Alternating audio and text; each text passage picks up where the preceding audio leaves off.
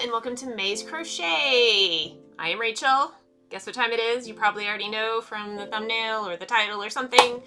It is more book blanket squares plus book reviews. I did realize that if I'm going to get this done by the end of the year, I needed to increase the number of books and squares per video.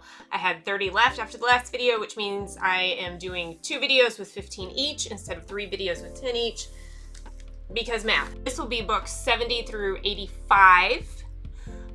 Most of this was in October. I tried to find some scary books to read. Didn't work out. Spoiler alert. I was more bored than anything by most of them, so I gave up and just read whatever. A lot of murder mystery, a few horror books, and I think like two romances maybe. I don't know, some other stuff in there. And yeah, I hope you enjoy. So now over to voiceover Rachel with the overhead shot. Book 71 is Artemis by Andy Weir. As a citizen of the moon's only colony, Jazz Bishara takes jobs as a courier to front her small smuggling enterprise. When one of her very wealthy clients offers her a lot of money to help him with a difficult job outside of her normal smuggling duties, she takes the risk only for everything to go awry, including the murder of said boss. Knowing she's next on the hit list, Jazz must figure out who's after her and why. As much as I love Weir's 2 other novels, The Martian and Project Hail Mary, Artemis fell very flat for me. The main drawback is Jazz. She's obnoxious and self-destructive. At one point she mentions being a bratty teen, and I'm like, ma'am, you are still a bratty teen 10 years later. But, of course, she's a genius who just refuses to do anything other than be a courier and smuggler because she's too stubborn to work with her dad after having had a blow-up with him when she was said bratty teen. She's just too hard to root for. And where Weir's other protagonists organically go into the science that will eventually save their lives, Jazz explaining all of the science of living on the moon feels very patronizing and ends up very clunky for the action of the story. But remove the sci-fi setting, and the plot is little more than a stale crime thriller. It's no surprise that bad people on Earth want to expand their horizons to be bad people on the moon. I'll take the sarcastic survivalist skills of Mark Watney or Ryland Grace any day. Book 72 is I Found You by Lisa Jewell. One morning, Alice finds a man with amnesia sitting alone on the beach down from her North English cottage. He has no idea why he is there, but has the feeling something brought him to that spot. Meanwhile, in London, a young newlywed named Lily reports her husband missing when he doesn't come home one night, but the police are of no help. As the women work to solve who or where these men are, a tragedy from 30 years prior holds the clues. This was an okay mystery. Though I liked Alice, and she was set up to be an impulsive romantic, I still couldn't fall in step with her intense infatuation with the strange man she brought into her home to be around her 3 kids. Like, ma'am, have we not heard of stranger danger? Lily, though, was frustrating as hell. I wanted to scream during her POV chapters because she was insistent that the much older husband that she married after knowing for a whole month would never abandon her after she immigrated to his country. Her naive back and forth with the detectives was exhausting. I know she was only 19 years old, and that was the whole point, but it was very hard to sit through. I have several similar books, 3 Lisa Jewells in fact, in this video, because they do keep me intrigued even though I know the ending will not satisfy, and I won't remember much about it in a year, and this one definitely falls under such criticism.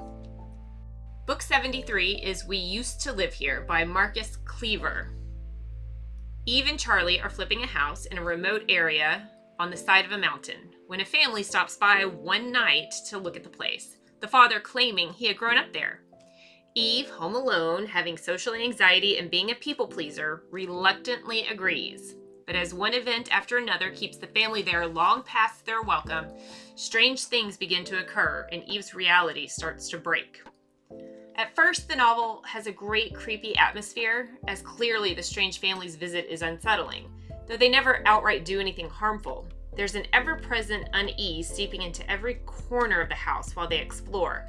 But when one excuse after another keeps them there, things start to feel very forced, and I became exasperated. Eve's pushover personality is mentioned at length throughout, but it didn't help me accept her inability to rid the house of these interlopers. At the very least, think of your own safety, girl. It didn't take long for me to be more confused than scared, and in the end, this book didn't do it for me. But as I was listening to the audiobook, I thought maybe the action during the last third of the story would have worked better visually. Maybe this could be a good, intense film, but on the page or audiobook, not as much. Book 74 is The Banned Bookshop of Maggie Banks by Shauna Robinson. Maggie Banks is in her late 20s and has no direction in life. She moves from the West Coast to a small New England town to help her best friend from college run the family bookstore while her friend is on maternity leave. Unfortunately, the bookstore is part of a historical society that is tied to a local early 20th century author whose fame brings in a significant amount of tourism for the town. The author's grandson runs the society and puts heavy restrictions on the society-involved businesses, keeping the bookstore from selling books other than the famous authors or any classic books from before his time. Maggie, realizing a need for more contemporary literature, starts selling unauthorized books out of the back room and leading secret book clubs focusing on modern authors. In doing so, she starts to realize she has a knack for bringing people together, but her ambitious plans might mean danger for the town's main attraction. So I really, really liked Maggie. It's bold to have a character without any ambition, and I say that in a positive way. She isn't lazy, she just hasn't found the thing to put all of herself into yet, which I have felt before. As a main character on a journey of self-discovery, she worked so well. Unfortunately, other elements of the book didn't land for me, mainly the love interest, whose name I can't even remember at this point and won't bother looking up. He was a wet blanket who only indulged in classic literature and worked for the author's grandson, basically as a tattletale on the businesses not in compliance with preserving the town's history. I would have preferred Maggie do all the self-discovery by her actual self. Book 75 is None of This Is True by Lisa Jewell. When Josie and Alex meet at a restaurant one night, the two women discover that they are birthday twins, born on the same day and in the same hospital. They part ways, but soon dowdy housewife Josie becomes obsessed with glamorous, famous podcaster Alex. She approaches Alex with an idea for a new podcast, wanting to tell her life story and the big changes she's about to make. Alex agrees, but almost instantly regrets it, as not only is Josie's story horrifying, but she also begins inserting herself into Alex's life at every turn. When Alex starts digging into Josie's background, she learns that not everything her birthday twin has told her is close to the truth. This was definitely the best Lisa Jewell novel I've come across. It wasn't as much a mystery, but there was plenty of story to unfold, and considering the title, I kept waiting for everything to unravel, which it absolutely did. The only main problem I had was how Josie's husband was still painted as a sympathetic character by the end, after she started her story to Alex, saying that he groomed her as a teen when he was her mother's 45-year-old boyfriend. Everyone tries to make him out to be another victim of Josie's manipulation, but I still couldn't accept that. Dude was still a creep. Overall, the book is a really great cautionary tale of letting random strangers into your life, whether you share a birthday or not. And the title isn't a lie. There are events of the story I'm still not sure who is telling the truth, if any. But I'm not mad about it. Book 76 is The Woman in Black by Susan Hill. As an older man, author Kipps recounts the memory of his time as a young solicitor sent to a remote estate to settle the affairs of a reclusive widow, when he experienced hauntings by an ominous entity known as the Woman in Black. The story itself is good, and though it doesn't feel as though a lot happens, there is a wonderfully eerie feeling at every turn. That is until the last page, when the ending slaps you in the face with utter tragedy. Elevating all of that is the amazing production of this audiobook that added music and sound effects to really make the creepiness extra potent. Rarely do I enjoy stories that lack action this much, but the character of Arthur paired with the unsettling atmosphere made the novella worth it. And sadly, it ended up being the scariest book I read during spooky season, despite my best efforts. Book 77 is Invisible Girl by Lisa Jewell. When teenage Sapphire disappears one Valentine's night, the mystery has surprising implications for unhappy and neurotic housewife Kate and her neighbor Owen, a man in his 30s, living with his aunt who can't stand him, having just been suspended from his teaching position on sexual harassment claims, though neither have an obvious connection to the missing teen. This was probably the blandest Lisa Jewell novel I finished. It's also the last for this video. Maybe since I had already read 2 others, too close to this one, I really didn't care, and I might have just been over her formula by the time I got around to it. The actual mystery wasn't intriguing, nor were the characters, and the ending felt too convenient. Then Jewell tried to come back with one more gotcha, and it just fell flat. A bit of a waste of time. Book 78 is a horror movie by Paul Tremblay. In the early 90s, a small group of amateur filmmakers set out to make a horror film when production ends in tragedy. The film was never completed and released, but 3 scenes eventually made their way to the internet, and the film that never was gained a massive cult following surrounded by mystery and rumors. Decades later, Hollywood wants to remake the movie and include the only surviving original cast member as a producer with a small role, though he might not be the only thing from the original that survived. Simply put, this was awful. The unnamed narrator, who is the surviving cast member, bounces between the present-day process of how the remake has come about and his memory of the original production. Cut between these moments is a table read of the original script, the worst part of the book. Where the sound effects added to the Woman in Black audiobook enhanced the atmosphere, the table read is littered with horrible noises of script pages turning far too often. The frequency left me wondering if there were a mere 5 words on each page. Plus, the script readers constantly flubbing lines and starting over wore out very quickly. All of this was made worse by the fact that the film seemed to be pretentious bullshit, which would have been fine if the book itself didn't feel like pretentious bullshit too. I think it was supposed to be scary, but it wasn't.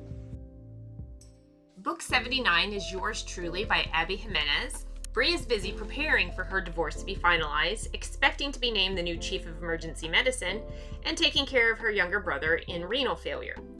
Jacob is a new doctor in the same ER who is trying to start over after he learns his ex-girlfriend will be marrying his brother. Jacob's family worries over him, and he lies, claiming he started seeing someone new and totally over his ex. After Jacob performs the most selfless act of kindness, Bree agrees to pretend to be his girlfriend up until the brother's wedding so the family won't feel like they have to choose sides. But through pretending, Bree and Jacob actually start to fall in love. But both suffer from intense baggage that keeps them from opening themselves up for a new relationship. I really wanted to like this one, as Bree was a side character in Part of Your World, which I covered in the last book blanket video. But the worst romantic plot trope reared its ugly head: lack of communication. Jimenez really drives home Bree's major trust issues and Jacob's debilitating anxiety, but it still feels like a slog to know they want to really be together, but assume the other one doesn't. Like, genuinely exhausting to deal with. And just when you think there will be a happily ever after, there's still one more snag of uncertainty we have to endure before the end. It was a shame, really. Book 80 is Incidents Around the House by Josh Mallerman. 8-year-old Bella encounters a dark entity in her closet she names Other Mommy. Other Mommy is always asking Bella to let her into her heart so she can be reincarnated. When Bella's parents see Other Mommy for themselves, the family bolts from the home, not knowing that Other Mommy isn't tethered to the house and nowhere is safe. Boring. I'm not sure what incidents the title refers to because not much happens around the house. Bella talks to the entity, but that's it. When Bella's real mother sees Other Mommy, the family drives from place to place, and Other Mommy doesn't even show up until one night, many days and locations later. It's just the family driving around and the parents arguing the entire time about what to do next. And all of this is from the perspective of an 8-year-old child. So many details are lost, and Bella just repeats, "I don't know," when an adult asks her a question about Other Mommy. Imagine an annoying child telling you a novel-length horror story and you just want it to end. That's this. When trying to find something scary to read in October, this came up so many times on people's lists as the scariest thing they've read in a long time. Either they were getting paid or they jump at their own shadow because it was anything but. Book 81 is Everyone in My Family Has Killed Someone by Benjamin Stevenson. Ernie Cunningham writes books on how to write books. His rules for writing murder mysteries fall in line with writers of old, like Agatha Christie. His Breaking the Fourth Wall promises the story of his family's tense reunion at a snowed-in ski resort will follow said rules as the bodies start dropping. Interlaced with the events at the ski resort, he goes into extensive backstory of how everyone in his family has indeed killed someone. I set out really enjoying Ernie's straight talk to the reader and all the self-aware plot devices, like laying out in the very beginning which chapters would have deaths. Unfortunately, that quirk and charm didn't last long as the story dragged on and I found myself caring less and less about the exceptionally dysfunctional Cunningham clan. Then this suspense of disbelief was too strong to enjoy much of anything. Ernie ends up seriously injured halfway through the story, like degloving of his hand injured, and is still able to run around to work out the mystery for another couple of days with no medical attention, just a couple of oxys someone packed. Then he manages to solve all the mysteries of what's going on, because it's not just one, after thinking on it for like 5 whole seconds. Then going down the line of the remaining living family members to expose all their secrets one by one in a painful barrage of exposition. In the beginning, Ernie criticized modern mystery writers for throwing in plot twists only for shock value, even if they don't make sense. But even though his may have fit into the plot logically, they were boring and predictable. This could have been a really fun ride, but it tried too hard to be quirky. Book 82 is Tom Lake by Ann Patchett. It's spring of 2020 in Michigan, and the Nelson family is back together trying to harvest the cherry orchard on their own during the pandemic. Mother Laura recounts her short foray into acting and the intense love affair she had with a famous actor when she did summer stock at the Tom Lake Theater Company. I liked my first Ann Patchett novel. Laura was a bit much to listen to at times. Her obsession with the character of Emily in the play Our Town was just a bit sad. I understand it was fundamental to her journey and sense of self, but it's like she peaked in high school and kept fixating on the one part she was good at, which she fully admits at one point. But the way she let Duke use her over and over was so disheartening. And it didn't seem like she was using her past experience with such a terrible man as a cautionary tale for her audience, her 3 daughters, one of whom was obsessed with the famous actor. All that being said, I'm not sure if it was the story and characters that kept me engaged or because the Meryl Streep was narrating the audiobook. I guess we'll never know. Book 83 is The Guest List by Lucy Foley. Guests arrive on a remote Irish island to attend the wedding of the century, but each has a dark connection to a member of the wedding party, one of which turns the happy day into a nightmare.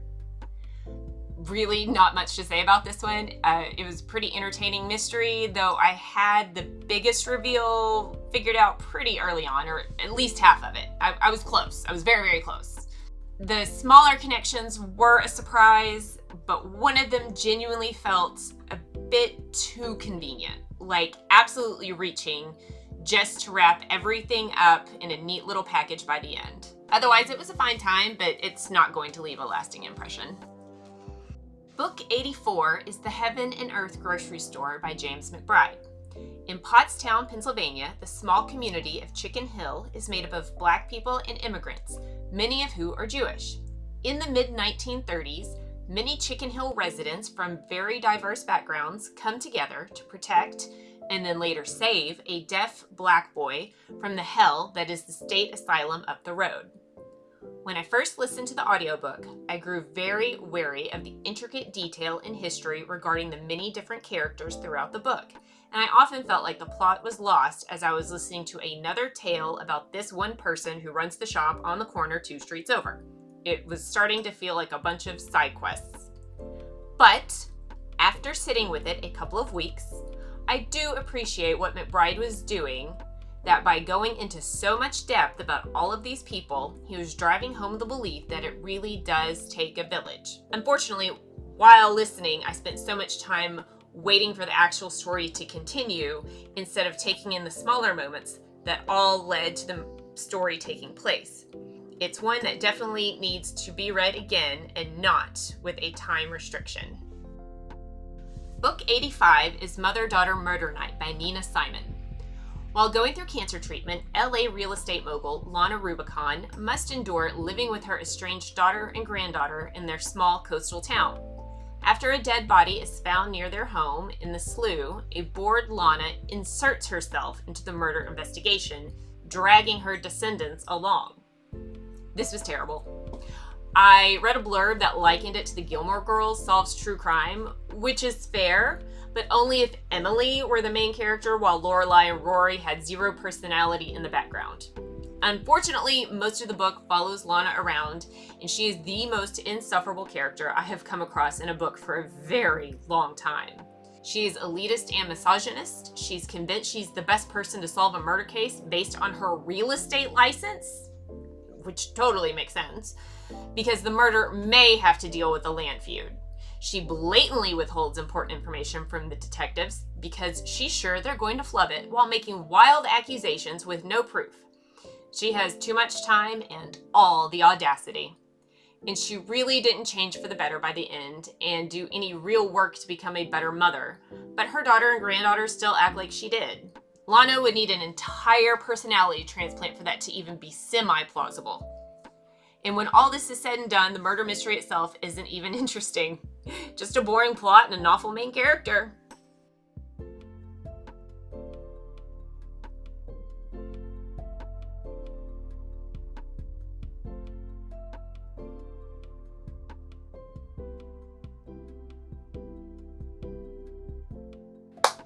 And that's it. 15 more books to go. As of this recording right this second, I am over halfway through book 86. I did pretty well this last time where I actually was filming and making squares as I was finishing up the books. I think the last video I had finished all 10 books and it was weeks until I got around to making the squares. So I really have to step up making squares as I go, otherwise I'm not gonna get it done in time before the end of the year, and I'd really like to get it finished. I would get the reading done, the audiobooks done, but I don't think I would get the squares done and the video edited if I saved it all for like one session, because I do wear out quite a bit. Making these squares with all the color changes and everything, it gets to be a lot, and then weaving in all the ends. So fair warning, I will be cracking down on some novellas for the last 15, otherwise I don't think I'll make the 100 goal. Novellas still count though. I've got plenty from earlier in this year.